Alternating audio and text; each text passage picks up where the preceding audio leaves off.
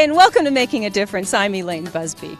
From the outside, this house looks like any other house in the neighborhood, but there's actually a very unique story behind this home. Back in 1971, a group of concerned citizens turned this home into a group foster home for boys and girls. It's right down the street from May Street Elementary School. It's adjacent from the hospital and very near a popular children's park. You could say it's right next door to all these amenities. Well, that's what they named the organization, and today, Next Door Inc. has grown to be an umbrella organization with many services that range throughout 5 counties and have an annual operating budget of $3 million. But throughout it all, Next Door Inc. has remained true to its neighborhood roots of building healthy communities and creating strong families. In this edition of Making a Difference, let's look inside today's version of Next Door Inc.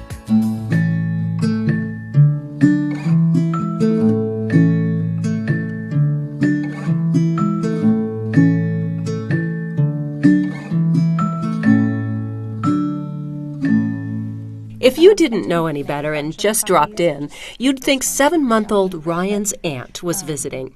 There are toys to play with, shared pride in the baby's development, and of course, stories to swap. Oh, those net thingies. Right. I bought him one of those. Okay. I got him one of those last night, and I want to try and take like sliced peaches and freeze them, or slice something or other and freeze it, and that way for when he's teething, he can chew on that. That's a great idea. And those teething tablet thingies, the teether I have, is purified water.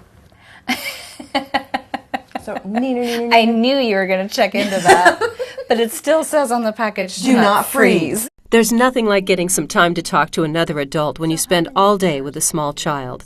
But in this case, Ryan's mom, Brandy, and his dad, Andrew, are not visiting with a relative, but with a family support worker from Families First. My role working with parents is to come into the home about once a week and talk about the development of their baby, parent stresses, just all the challenges and successes and celebrations that parents are meeting, their goals. We set goals and we work together on those and track the baby's development and talk a lot about brain development and what to expect. Families First, as it is called in the Dalles, and New Parent Services, as it is known in Hood River, are one of Next Door's programs, which provides a free welcome baby visit to all first-time parents. And according to Karen Enns, program director, the visits often identify parents who might need a little more help. Some of the simple ones are simply being 17 or younger, not having finished high school, being a single parent, struggling financially, perhaps dealing with some mental health issues or depression, which we're finding is very common, substance abuse or alcohol problems. So those are some of the issues that would help a family qualify for the service. Ryan's mom and dad have been meeting with Carla every week and say they've learned some valuable tips. She'll me get him into taking him or giving him a bath. Really? Yeah. Was that tricky at first? I was more scared to. I didn't really want to, and now it's not a problem. And I prefer giving him baths now. Kind of time for us just to interact. So right. Yeah. And if she probably wasn't, I probably wouldn't have started doing it yet. So you were the bath giver? Or? Yeah. Or we'd both do it, or he would try to do it, but I'd have to be in the room. I couldn't get anything else done while he was giving him the bath. So, yeah. She gave him the confidence more or less to be able to do it by himself.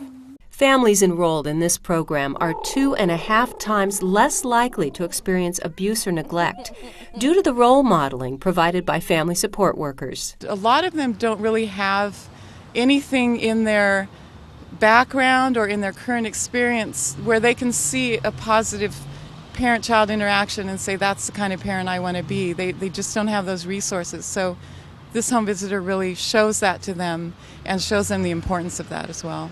And when new parents feel like getting out of the house, there's another supportive program offered by New Parent Services that is very popular, playgroups. We visited one that meets Tuesday mornings in Cascade Locks. We spoke with the on-site facilitator, Tammy Russell, who's been with this group for 20 years, since her kids were little. And I think, with New Parent Services, with the Next Door, our main focus is our families and children and preventing child abuse. This gives parents an outlet to talk to other parents. They share a lot of things and learn to deal with raising small children. For the parents of young children, this weekly play group is a welcome chance to get out of the same day-to-day routine. What do you get out of coming to the play group? A break for myself because the kids are busy, but just the kids communicate with other kids. And Tammy's great to talk to as far as references and resources.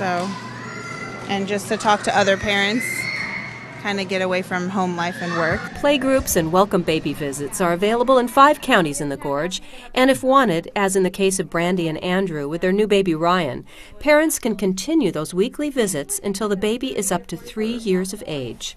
New Parent Services has learned that 80% of brain development happens in these first 3 years, a critical period when that baby learns to trust. And it might sound simple, but a lot of parents don't feel comfortable or know that it's really important just to gaze in your baby's eyes, mimic what your baby's saying, even if it's just gaga goo goo. Hold your child as much as possible. Play little interactive games. Respond to the cues of the child. That interactive piece is so important because the baby learns that they're loved, someone's paying attention to their needs.